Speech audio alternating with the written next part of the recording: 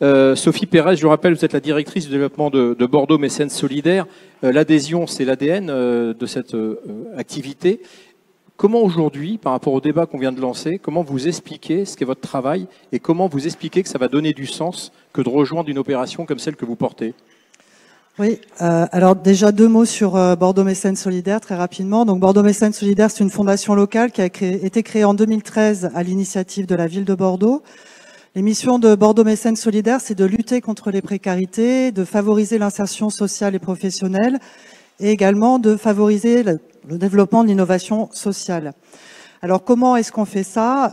On propose aux entreprises locales de s'engager avec nous pour financer et accompagner des projets associatifs locaux. Il faut savoir que les associations sont porteuses de beaucoup d'innovation sociale et évidemment de beaucoup de sens.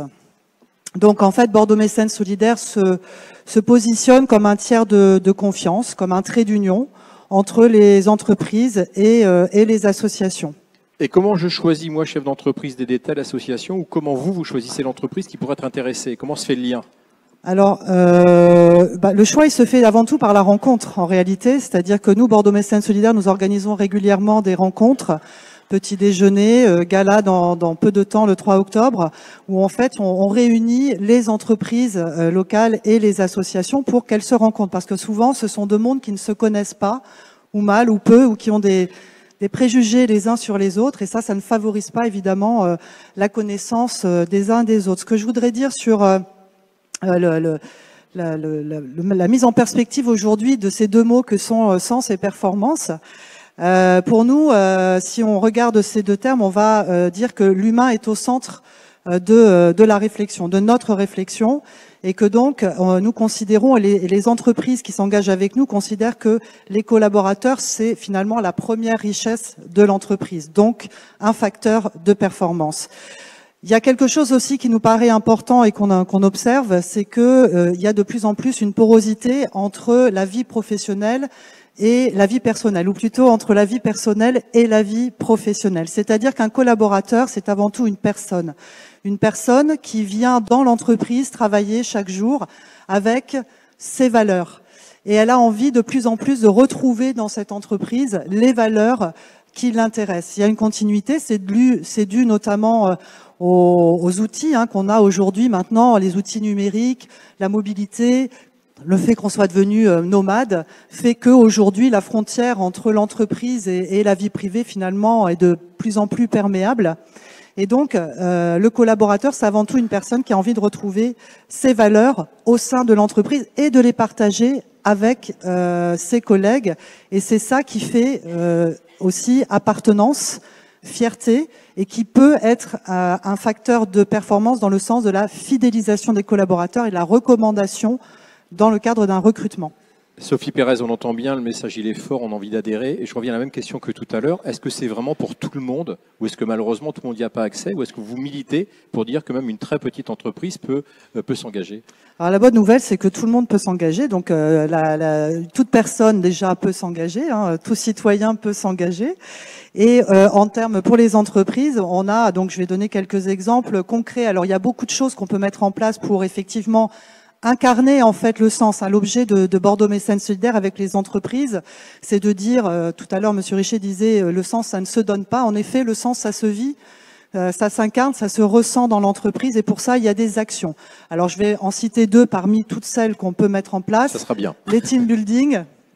Donc team building, on m'a dit team building, tout le monde ne sait pas ce que c'est qu'un team building, donc c'est des journées de cohésion d'équipe. Tout le monde sait maintenant ce que c'est qu'un team building.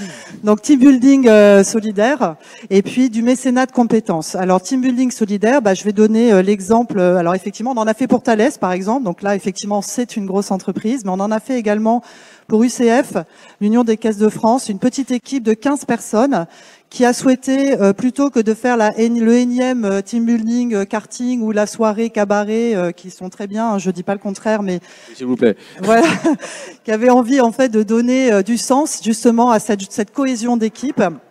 et qui nous a contactés pour nous demander d'organiser pour elle une journée avec une association dans le secteur du bâtiment. Et l'idée, c'était que vraiment cette équipe prenne son rouleau de peinture, rénove, monte des meubles, etc. Et on a trouvé effectivement pour elle, on a organisé cette journée avec Fraveillance, qui est une association qui facilite l'accès au logement des familles monoparentales en difficulté. Et donc, ces 15 personnes sont venues toute la journée travailler avec cette association qui s'appelle Fraveillance. Donc là, c'est une petite entreprise, 15 personnes. Mécénat de compétences pour nos mécènes, les mécènes qui donnent financièrement pour Bordeaux Mécènes Solidaires. On propose aussi des actions de mécénat de compétences et je peux citer par exemple Primobox, qui est une PME de 25 personnes sur Bordeaux dans le secteur du numérique et qui a souhaité proposer à ses salariés 10 jours par an. Alors c'est beaucoup, c'est très généreux. Il y a d'autres qui donnent 3. Bon, là c'est 10, c'est super.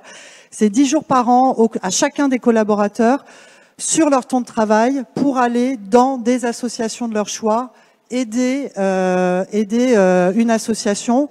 Ça peut être dans le cadre de leurs compétences professionnelles, mais aussi de leurs compétences, pourquoi pas personnelles.